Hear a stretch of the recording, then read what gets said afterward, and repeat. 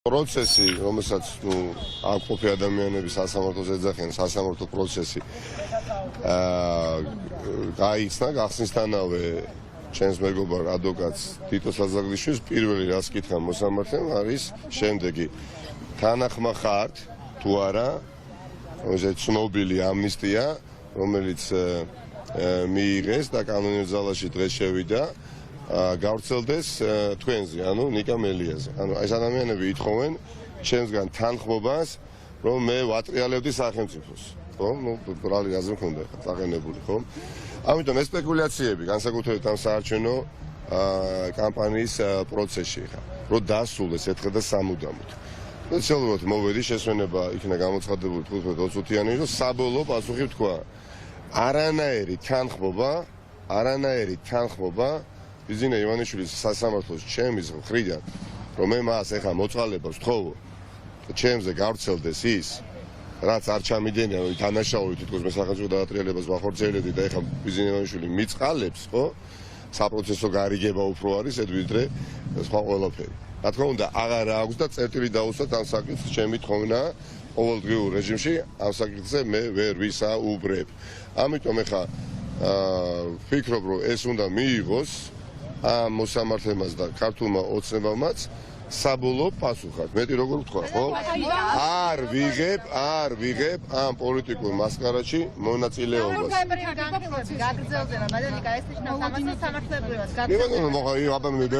სხვა ალტერნატივა რა არის? კი ბატონო, სხვა ალტერნატივა რა არის? ეხლა მე უნდა მოვიდე თქვა, რომ სახელმწიფოს ვატრიალებდი? ხო? უპრეცედენტო, აქ მნიშვნელობა ხახტო არა აქვს. ვინ რომელი პარტიის ხარდაჭერია ამომრჩეველი ან პოტენციური ამომრჩეველი. გულახდილად გეუბნებით და არსებობენ ხო სპეციალისტები, სამართალმცოდნეები, გამოცდილი ადვოკატები, პროკურორები, გამომძიებლები. უპრეცედენტო შემთხვევა არ ყოფილა უბრალოდ ისტორიაში მართლმსაჯულების. როდესაც ამნისტიის აქტს უმაღლესი საკანონმდებლო ორგანო გამოსცემს, ყველაზე ვრცელდება თუ გამოსცემს, და პოლიტიკური ნება ხო რაზომანური აქტი, ხო? თუ ასე ეძახია. თან გამოსცეს და თან ჩემს გამო ჩაწერეს იქ დათქმა, რომ თუ მელია არ მიიღებს ამ ამნისტიის კანონს, ხო? არ გავრცელდეს მასზე. პარალელურად სხვები რეალური მოძალადეები იცით უკვე, ხო? არიან გათავისუფლებულები და არავის ციხეში ყოფნა არც მიხარი, არც გამიხარდება არასოდეს, მაგრამ რეალობა არის ეს.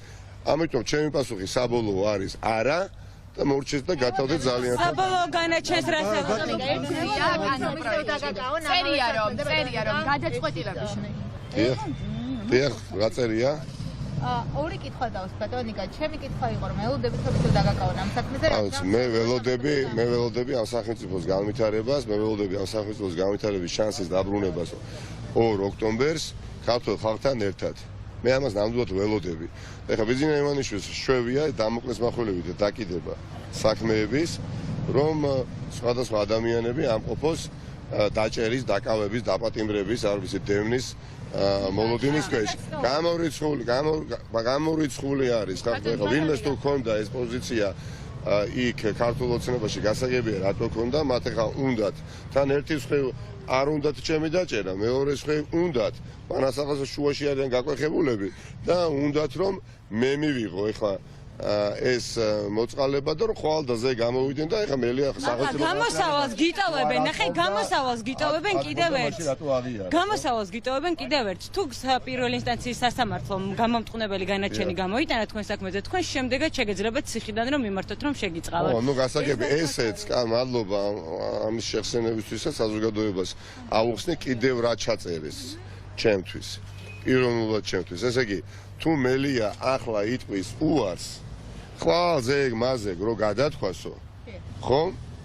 მაშინ გადავხედავთ. ანუ ეს რა მათი მოკლეჭკუით რას ნიშნავს? ანუ ხვალდაზე მელიას თუ კვლავ დავიჭერთ, ხო და ციხეში იქნება, ჩვენ აქედან საერთაშორისო საზოგადოებას ვეტყვით, იგივე სასაც ვეუბნებოდით. გადაიხადოს და გამოვა. ახლა იგივე უნდათ რომ აითქვას თანხმობა ამნისტიაზე და გამოუშვებთ. ხო, მოკლედ, მე ვფიქრობ, რომ ყველაფერს აქვს საზღვარი. ყველაფერს აქვს ლიმიტი, ეს ლიმიტი ამოწურულია და ეს ლიმიტი ამოწურული არის თუ არა, ამას კაფეო დაინახავს ქართული ხალხი 2 ოქტომბერს, მათ შორის არის მოსამართლეები, რომლებიც დაწუნებულნი არიან, რომ საოცრებას აკეთებინებენ, მაგრამ თავზემო ძალა არა აქვთ. ახლა და ამ ადამიანებსაც უნდათ შველა, ამ ადამიანებსაც უნდათ ტყვეობიდან დახსნა. ბატონი აპირებს ნარკოტესტის ჩატარებას ყველაზე დიდი ოპოზიცია. მე ბატონ კალაძეს უთხარი, ნარკოტესტის ჩატარების პრობლემა არასოდეს არ მქონია, როცა საჭირო ყოფილა ჩამიტარებია, სხვა ტესტებთან ერთად ნარკოტესტის ჩავატაროთ. მე ვუთხარი ბატონ კალაძეს, იქნება ეს თავარი დემოკრატიული ტესტი 2 ოქტომბერი, მან უნდა ჩაატაროს პირველ რიგში ღარიბაშვილთან, კობახიძესთან და ბიძინეუეშთან ერთად და მე სხვა დანარჩენი ყველა ტესტი შეიძლება ჩავატაროთ.